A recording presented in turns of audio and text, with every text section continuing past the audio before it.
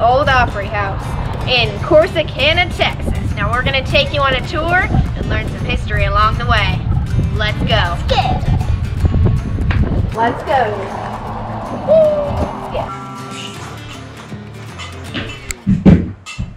Hello, how are y'all doing? So we're doing very well. My name's Carol, and what's your name? Daisy. I like your name, Daisy. And yours is? Lily. Lily. Hi, Lily. Would y'all like a little tour of the building? Yes, we love that. First, we'll start back here in the tea room. Or we call it a tea room. I don't think that's what it originally was. This is where the vault was. And listen to this door. I love this door. Isn't that neat? And in the vault, there's another set of doors. And then the safe is in the vault. Everything is old here.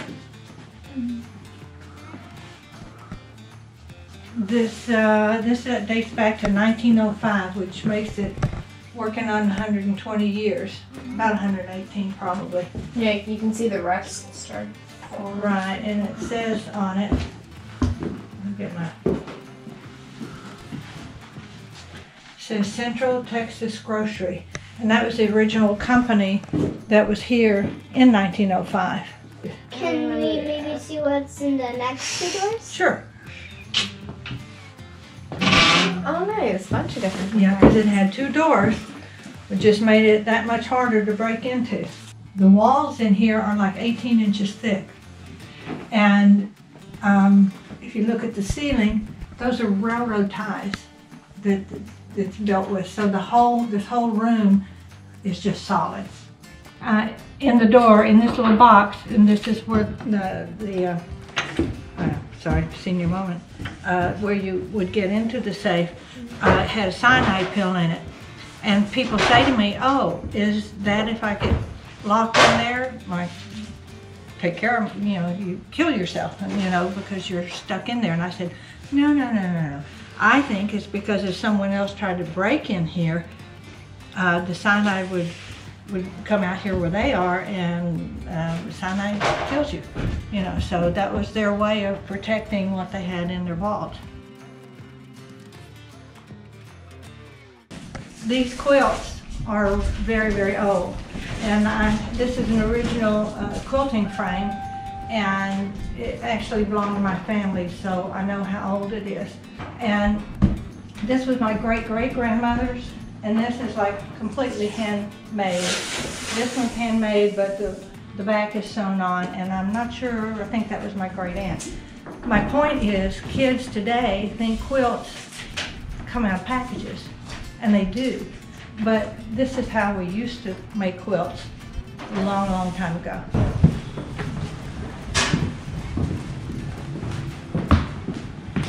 I don't know, can you see those two rods that go across the bottom of that beam up there? Mm-hmm. Because there's no support in this part of the building, this was one of the first clear span buildings. Clear span meaning there's no support, so it spans that distance. So they put these rods across where these beams are. They're like every 16 feet. And it has a turnbuckle, which is, you can see that up there close to that fan. Mm-hmm. If the roof started to sag, they'd tighten the turnbuckles, which tightened up the roof.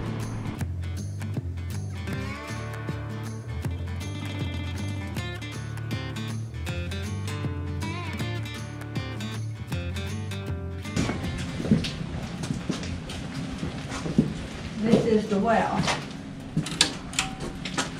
You can look down in there.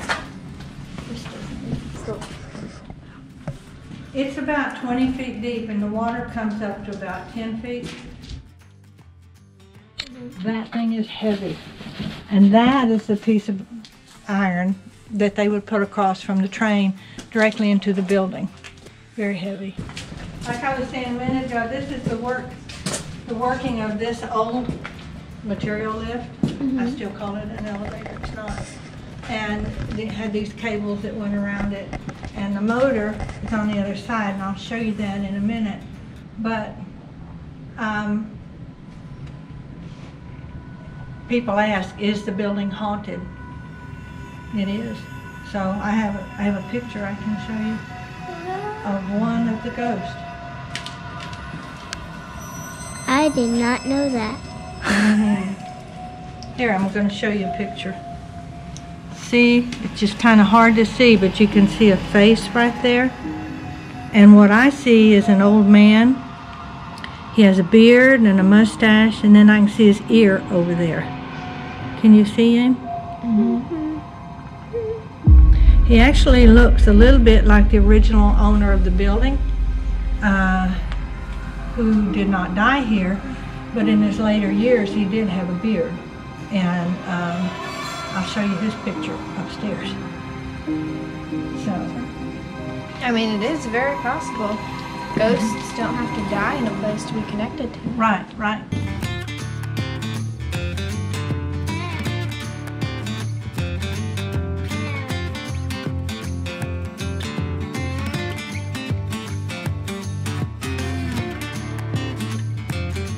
This was the original owner, which looks like the man in the picture if you put a beard on him. And this is my office now, and his desk is here. My desk was this way, but I sit where he sat 118 years ago. I think that's phenomenal. That's his nephew. We decided he was quite the ladies' man because of his bow tie and his pictures and his fancy shoes. And then these are the guys that work here. And this one and this one are two of the ghosts. This is material there. Now watch, it just works. Isn't that neat? It goes up to the second floor and it goes down to the basement. So this is the first floor? This is my brake. And it will slowly stop itself. But if I want to stop it, I pull this rope. And then I wrap it around this board. This staircase was an original staircase. And they don't make staircases like that anymore. We put those boards underneath each step just to close it in because it was open all the way up. And what? My mother and I bought this building in end of 2013 because at that time there was no place for the musicians and the singers, just no place for them to go and do what they loved to do, which was to sing and play their music. So my mother and I were coming into town one day. We'd always do the same things, the beauty shop, the grocery store, and the pharmacy, and then we go home. Well, for some reason we came this way, and when I saw a for sale sign on the building, I said, oh, I just want to see inside. So when I looked in the window and I saw this balcony, which looks nothing like it looks now, I said, that is an Opry. And my mother and I bought the building, and we built the Opry. People think it looks like it's been here 100 and something years. Well, the building has, but the Opry was only here since the end of 2013. But it gave everyone a place to come and be able to sing and dance if they wanted to. It was BYOB then because people just kind of like to have a drink when they're out doing this. And so we were BYOB for a long time, and then one day, actually a friend told me, well, Carolyn, you know, if you really want to make this into something, you're going to have to get your liquor license. So I did, and I don't regret it. It's not a place where you come to just drink and get drunk. No way. That's not what we do. You can bring children, not late at night, but they can come in. The restaurant's open, so they come, and sometimes I'll turn on the lights, the stage lights, and I'll have yellow dots that move around over the dance floor, and the kids love to chase the yellow dots. So, just fun. We have an ice cream parlor, and their ice cream is really, really good. And if they don't get here, I know where the scoops are. I know what to do. Right now, our restaurant is open Thursday, Friday, and Saturday, and we open at 4, and then the dinner hour goes till about 9. And then after the dinner hour is when either karaoke, well, Thursday nights we're just playing music. We don't have anything specific we're doing yet. We'll do something. But Friday nights we do the karaoke, and then Saturday nights we have bands. And they're just good, usually just country bands. And then some of them do a little bit of this or a little bit of that, but mostly country bands. And it's music that you'll want and like to hear, and it's your parents. We don't allow vulgar singers. The ice cream parlor is closed on Mondays. It usually opens at 2 during the week and stays open till 7. And then on the weekend, they stay open till about 9. Thank you very much for taking us around. I understand you don't do this for everyone, so this is an amazing opportunity. It's really, really cool here. It has a lot of history. Thank you. It does, and it's just a good place to come. And I'm glad y'all came, and want you to come back. Oh. Okay. Now, how about some ice cream? That's a deal. Okay.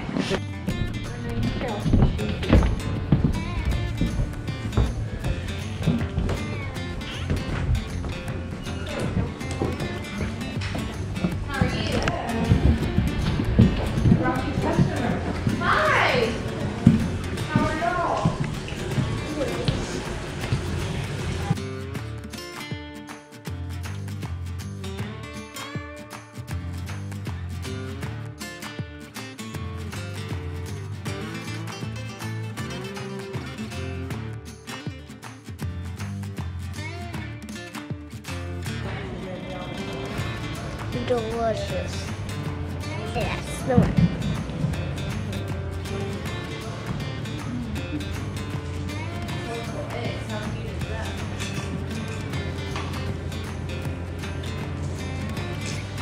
Could I do like a mix in there?